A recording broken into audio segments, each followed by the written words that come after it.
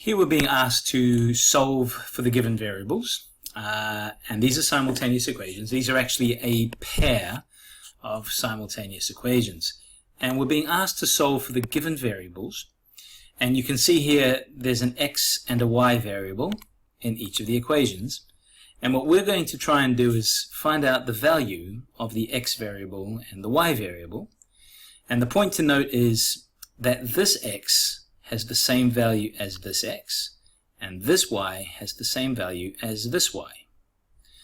So 7 times x plus 2y equals 41, 5x plus 2y equals 31, and we have to go through the process of finding out the values of the x and the y. So those are our variables, those are our unknowns. There's 2 unknowns in each equation, and our answers should make each of these equations true.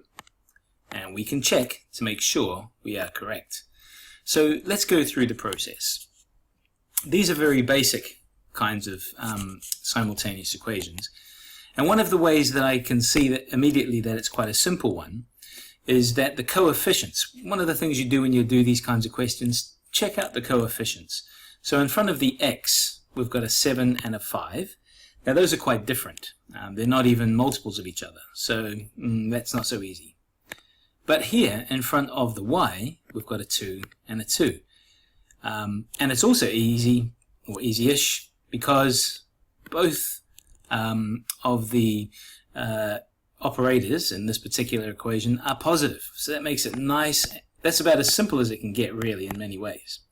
So what we're going to do is, one of the approaches is to label.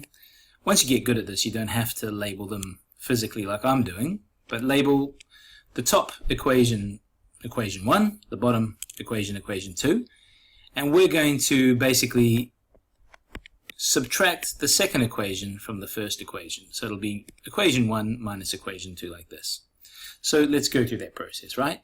7x minus 5x, well that gives us 2x. Positive 2y minus positive 2y, so it looks like this. Positive 2y minus positive 2y, and you can see there that will leave you with nothing, and that's a good thing. These are now cancelled out. On the right hand side of the equations we have 41 minus 31, and that leaves us with 10. Now if you're very good with these kinds of linear equations, you will be able to see what the answer is pretty quickly from here. We essentially have 2x equals 10. We want to get x all by itself and give it a value. At the moment, this 2x, right, what does 2x mean? It means 2 times x. We can't see this multiplication symbol, but it is there. So what is the opposite of multiplying? Well, the opposite of multiplying is divided. In algebra, we normally use the fraction bar to indicate divided. Now, of course, when we solve problems, whatever we do to one side, we do to the other side. So I'm going to do the opposite of multiplying by 2 here is to divide by 2. So multiply by 2, divide by 2, do that to both sides. So these cancel out. Multiply by 2, divide by 2 cancels out. That leaves x, which is great because that's what I want. And 10 divided by 2 is 5. So now I think I know the value of x. It's 5. Now that I have the value of x, I can just substitute it into either equation 1 or equation 2, and then I can solve for y. So just choose either equation 1 or equation 2. I'm going to choose the second one because it's got a lower coefficient for the x, so let's do that. So I'm going to go, what am I going to go? 5x plus 2y equals 31. Okay, so that's the one I'm going to solve. Now I know what the value of x is, so I'm going to substitute. So it's not 5x anymore, it's 5 times 5. And I'm just writing it out in full, step by step, so it's pretty clear how I'm getting from one step to the next.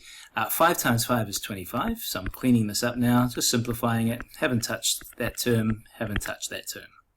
Now I can solve. I've got 25 plus 2y equals 31. Okay, nice simple linear equation. Let's do some cancelling. So I've got positive 25 on this side. I want to be left in the end with y equaling a value. So first step, get rid of the constants. So positive 25, to cancel that out, I do the inverse, I do the opposite. So the opposite of adding 25 is to subtract 25. I do that to both sides.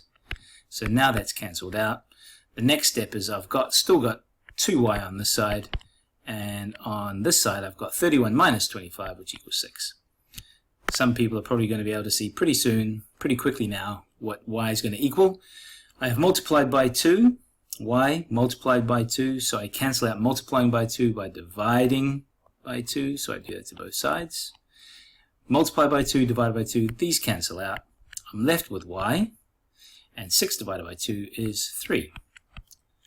So I now think that x equals 5 and y equals 3. Now, let's check to see if we're right. So I'm just going to get the very first equation. So 7x plus 2y is supposed to be 41. Now I believe I know that x is 5, so I'm substituting in, and y is 3. Okay, so now I want to see if this works. So 7 times 5 is 35, and this is plus 2 times 3 is 6. Does 35 plus 6 equals 41? It does, so that's a good thing. But we're not home and hosed yet. It needs to also work for the second equation.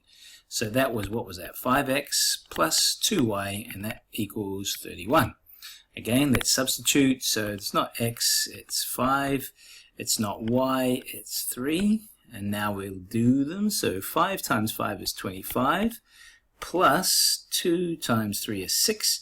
Does 25 plus 6 equal 31? It does. Therefore, I know for sure that my final answers should be x equals 5 and y equals 3. Done.